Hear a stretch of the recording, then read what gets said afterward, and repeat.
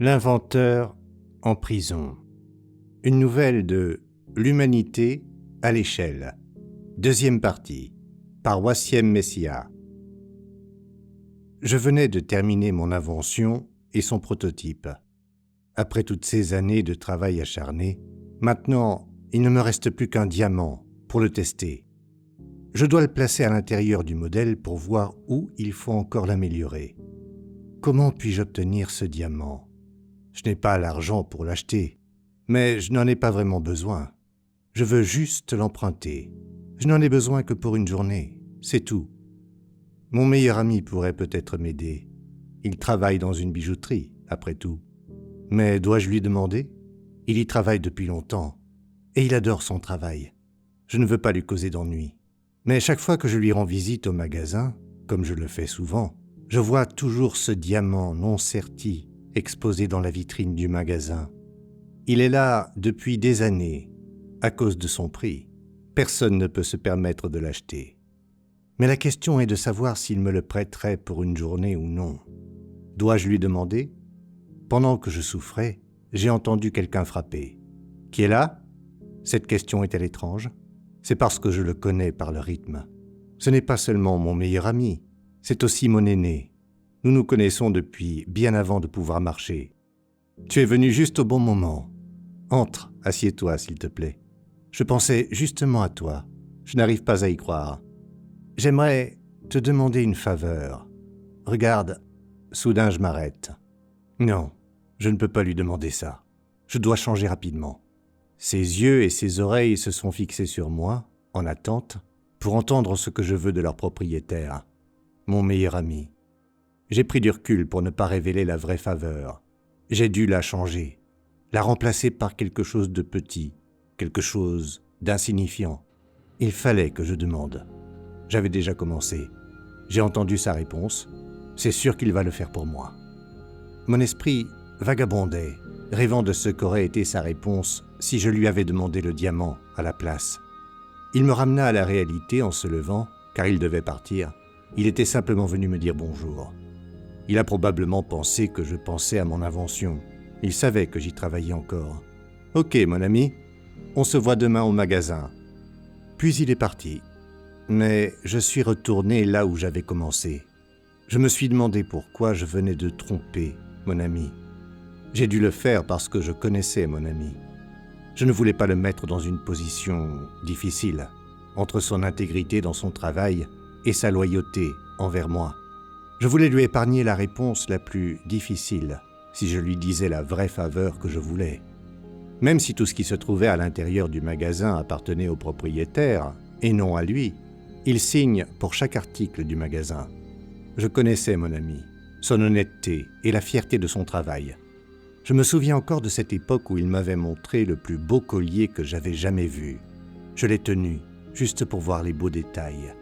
Au même moment, « Non, s'il te plaît !» Il a éclaté sans réfléchir. Son visage était rouge, et je savais qu'il était difficile pour lui de me le dire, à moi, son meilleur ami, qu'il lui était difficile de me corriger. Mais quand même, « S'il te plaît, porte-le par le pied, sinon ta main abîmera la finition. Tes doigts laisseront une marque. » Voilà comment est mon meilleur ami, à quel point il est méticuleux, à quel point il prend ses responsabilités au sérieux. C'est la raison pour laquelle j'ai modifié ma demande. J'aurais pu lui demander n'importe quoi d'autre, mais pas pour compromettre son travail. La vraie chose dont j'avais besoin, c'est l'objet qui se trouve dans son magasin, ce diamant. Il est resté sur cette étagère pendant des années, juste là pour se faire remarquer. Personne ne voulait l'acheter, et j'en avais besoin pour une seule journée, simplement pour quelques tests sur mon prototype. J'ai travaillé dur toutes ces années pour arriver au bout de mon invention, pour qu'elle fonctionne enfin. La dernière pièce était le diamant. Tout ce que je voulais, c'était l'emprunter, seulement pour un jour, puis le remettre au même endroit, sur son étagère, dans le même état. Il ne lui arriverait rien. Je suis très pointilleux dans mon travail. Mais je connais mon ami, et je sais qu'il est fier de son travail. Je ne veux pas le mettre en difficulté ou le forcer à choisir entre son honnêteté et son meilleur ami. Je me suis couché sur mon lit en essayant d'échapper à ce qui était en moi, à mon esprit qui n'arrêtait pas de penser il n'y a pas d'autre moyen. Je dois emprunter ce diamant sans en parler à mon ami. Dès le matin, je suis allé à la bijouterie. Il était sur le point d'ouvrir. Il était surpris. Il était trop tôt pour que j'aille à la bibliothèque comme d'habitude. Tu as raison, je suis seulement venu pour passer un peu de temps avec toi en attendant l'ouverture de la bibliothèque. Je te donnerai quand même un coup de main. Je l'ai aidé à allumer les lumières du magasin et à nettoyer les vitres des vitrines. Ensuite, il a ouvert le grand coffre et nous avons commencé à transférer les bijoux et à les placer dans la vitrine du magasin.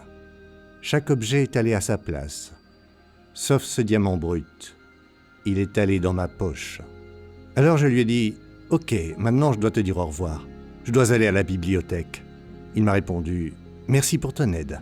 À demain. » Je suis parti aussi vite que j'ai pu, en rentrant chez moi. J'ai sorti la maquette et j'ai commencé à travailler. Je n'avais pas le temps de manger ni de dormir. Je devais rendre le diamant à mon ami avant demain matin. Juste après minuit, le prototype a donné un résultat. Je n'ai pas pu dormir du tout pendant le reste de la nuit, à cause de l'excitation suscitée par le test réussi. J'ai pris le diamant pour le rendre à mon ami le plus vite possible.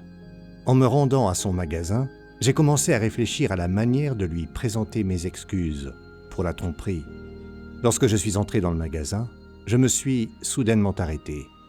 J'ai trouvé une personne que je n'avais jamais vue auparavant. Il s'est levé et m'a accueilli en me demandant « Comment puis-je vous aider ?» Je lui ai posé des questions sur mon ami. Il m'a répondu « Vous le connaissez ?» Je lui ai dit « Oui, c'est mon meilleur ami. Où est-il ?» Je suis désolé de devoir vous le dire. Hier, le propriétaire du magasin l'a surpris en faisant un inventaire et a trouvé une de nos pièces les plus chères manquante. Le propriétaire a aussitôt appelé la police. Il doit être en prison à l'heure qu'il est. J'ai quitté le magasin sans dire un mot de plus, allant directement au poste de police. Je leur ai tout raconté. J'ai sorti le diamant de ma poche et je leur ai donné pour qu'ils le rendent au propriétaire. Ils m'ont arrêté, bien sûr. Ils m'ont emmené en prison pour remplacer mon ami innocent. En chemin, je leur ai demandé si je pouvais le dire à mon ami par moi-même. Je lui devais bien ça. C'était mon ami le plus ancien et le plus cher. Ils l'ont autorisé, ont ouvert la porte de la cellule et je suis entré. J'ai vu mon ami assis sur une chaise, face au mur opposé. Il a dû entendre la porte s'ouvrir, entendre mes pas se diriger vers lui, mais il ne s'est pas retourné.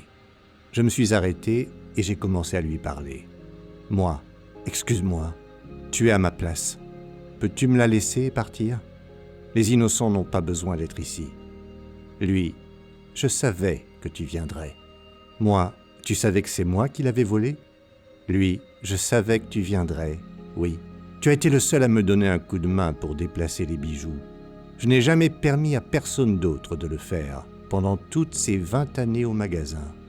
Moi, pourquoi ne leur as-tu pas dit ? Pourquoi rester ici pour moi ? Lui, j'étais choqué. Je suis toujours choqué. Moi, je suis désolé. Je n'ai jamais voulu le voler. Je voulais seulement l'emprunter, l'utiliser pour vérifier mon invention. Seulement pour un jour. Lui, cela ne change rien au résultat. Peu importe, voler ou emprunter, ça s'est terminé avec nous deux dans cette prison. Moi, je suis le voleur, et c'est ma faute. Rien ne serait arrivé si j'avais suivi ce que j'ai lu dans la Bible. C'est l'un des 10 commandements, après tout. Exode, chapitre 20, verset 15. Tu ne voleras pas. Aussi, dans les Proverbes, chapitre 6, verset 30.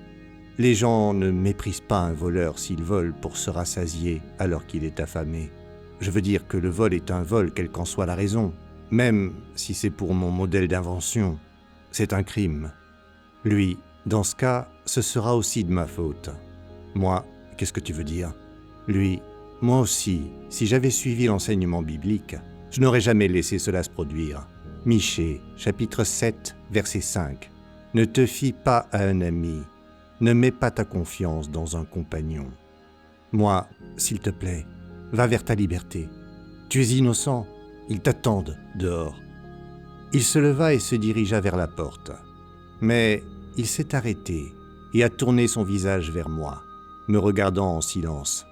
Je pensais qu'il était inquiet pour moi, alors je lui ai dit « Ne t'inquiète pas pour moi, Je ne serai là que pour un court instant. J'ai avoué et expliqué, et je leur ai donné le diamant pour qu'ils le rendent à son propriétaire. Il n'a toujours rien dit.